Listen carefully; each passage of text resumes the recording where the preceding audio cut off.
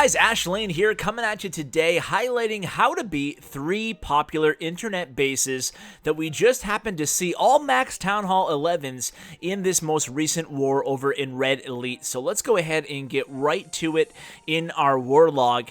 When I saw these 3 bases, I was really hoping someone would 3-star them, and indeed all 3 of them were, so beyond my expectations there. So let's start out with base number 1 here, and you'll see you've probably seen all 3 of these bases before, at least a variation very similar to them, and there's a few strategy tips that I did want to share as well that will help you to 3-star bases using these mass Valkyrie type attacks. So as you can see, all 3 of these bases will be 100% maxed out, and we're going to cover some strategy tips and keys that will help you have success with these types of attacks against any kind of base. And the number one thing to cover is always drop your Grand Warden before your Valkyries. Then wait for the Valkyries to path over the Grand Warden right within your, while they're still within his range, and then pop the Eternal Tome ability. That's going to be the difference between a 2-star and a 3-star attack 100% of the time, so make sure you deploy your units in the correct order. Grand Warden before Valkyries.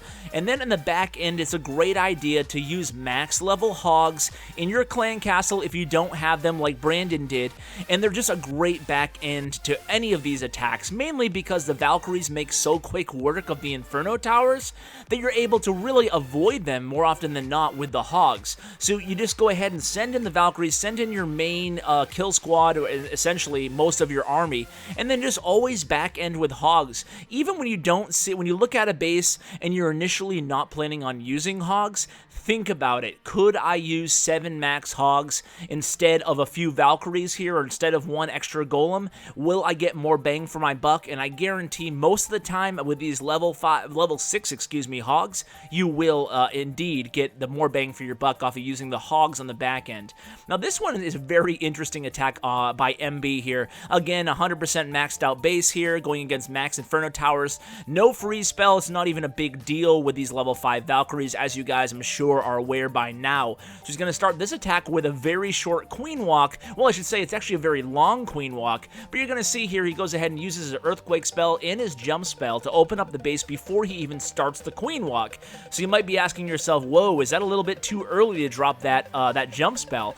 But not really, because this Queen, if you look at the area she's going to walk towards the south of this base, she's going to be pretty well protected. She's not even going to run into that Expo, because the Expo is set on air. You can go ahead and test that before you attack a base, simply by clicking on the Expo range and making sure it's not going to hit your Queen. So that Queen's going to have free range. She's going to wrap around the entire base, and then the Valkyries are going to do their thing. Again, you saw the timing on the Grand Warden ability. Perfect. Essentially what you're doing there with the Grand Warden, Eternal Tome, and the Valkyries is giving your Valkyries invincibility while they're engaging the Inferno Towers. Then you go ahead and drop a heal spell down, or a rage spell, down, and the Valkyries will make very quick work of the center of the base. That's really why we're seeing all these 3-stars with mass Valk against these max bases, because they have the invincibility while they're going through the tricky part of the base.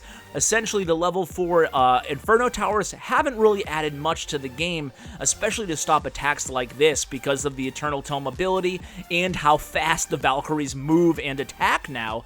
It doesn't really matter what is there in the center of the base, as long as you can go ahead and use the Eternal Tome ability at the exact right time, you're going to have a lot of success. So you can see at this point in the raid, there's plenty of time left. There's quite a few units left too, 80%.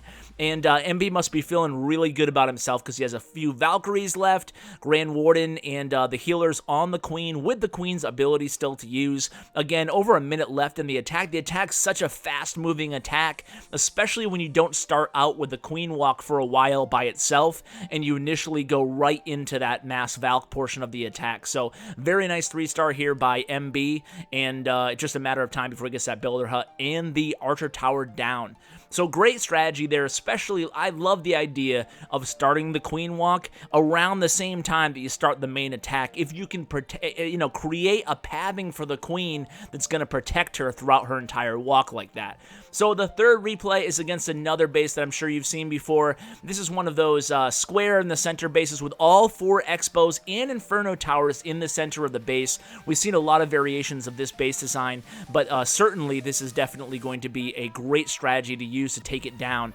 Brandon's going to go ahead and use, you can see he's bringing Hogs with him, and he does have max Hogs again in the clan castle. His spells are Earthquake, he has the jump spell, he has 2 rage and 1 heal spells. So watch how he tackles this base here. He's going to go ahead and, no healers obviously, but he's going to start with the Golem backed up by the Queen and the Grand Warden, again placing the Grand Warden first, and watch the timing on the Eternal Tome ability right now.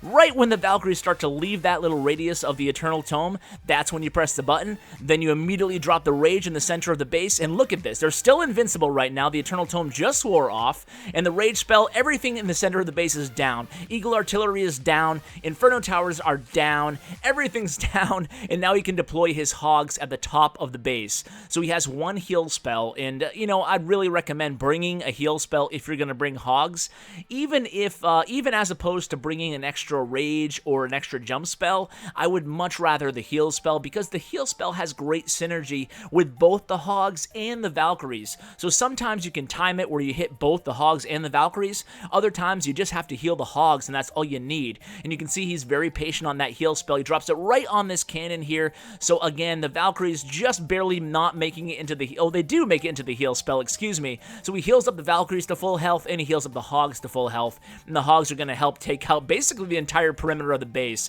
So this is a great way to find mobility in a base, using Hogs in a base where you otherwise just can't open up with 2 or 3 jump spells and Earthquake. So if you can't access the entire base with jump spells because you just don't have enough spells in your arsenal, think about adding Hogs along the perimeter of the base, and that will be a nice go-around technique to 3-star a base like these. So guys, I hope you enjoyed this episode. Thanks so much for watching, and as always, take care.